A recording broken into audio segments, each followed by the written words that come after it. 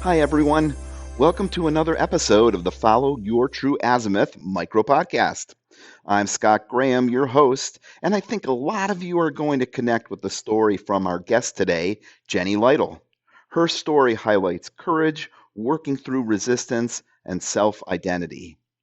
Jenny's a hospice nurse turned stress relief and self-care coach, helping women and caregivers prioritize their own needs to find peace and take control of their lives. Hi, Jenny. Welcome to the show. Hi, Scott. I'm so excited to be here. Tell us about a time you struggled to follow your true azimuth, Jenny.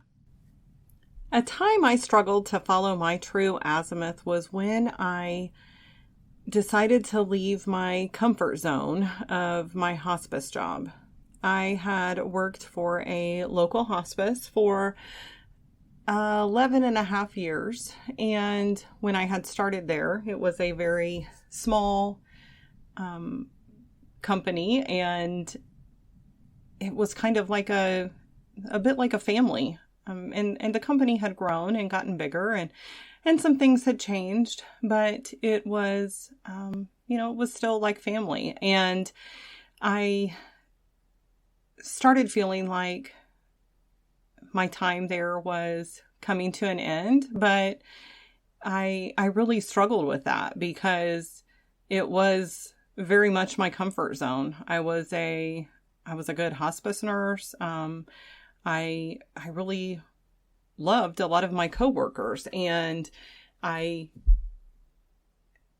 much as I felt like really I wasn't in the place that I was supposed to be anymore, I didn't know what I was going to do after that. And it was a hard decision, but because I think I resisted that for as long as I did, I had some circumstances happen that really made it clear to me that it was time to leave. And I kind of got hurt by some things, and I knew it was time.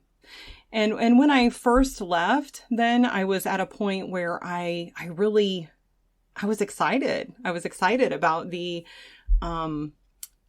possibilities, and I didn't know exactly what I was going to do.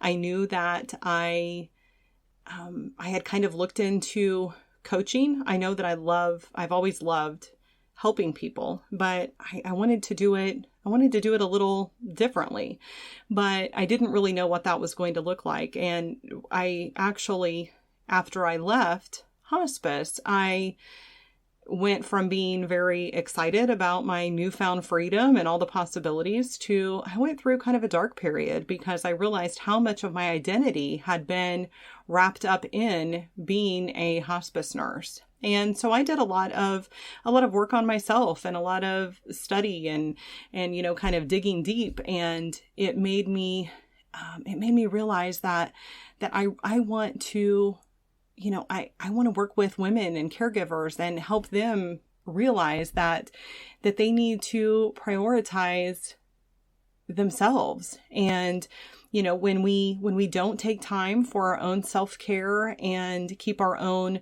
stress under control, it gets very difficult to show up well for those people that we care about, whether they be, the people in our families or our friends or our coworkers.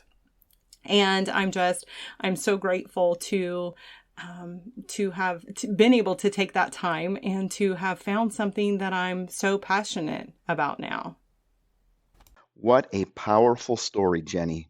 So many people resist following their true azimuth, and when they finally follow it, often their identities change because they weren't following a path that was truly their own. Thanks for being with us today. Thank you, Scott. I'm grateful for the opportunity. If anyone wants to connect with me, they can go and download a copy of my life balance tool at jennylytle.com/balance. And this tool will help them to see the areas of their life that are going really well and maybe some areas that could use some improvement. Or you can check out my Facebook group at the Becoming Your Best community. Thanks so much.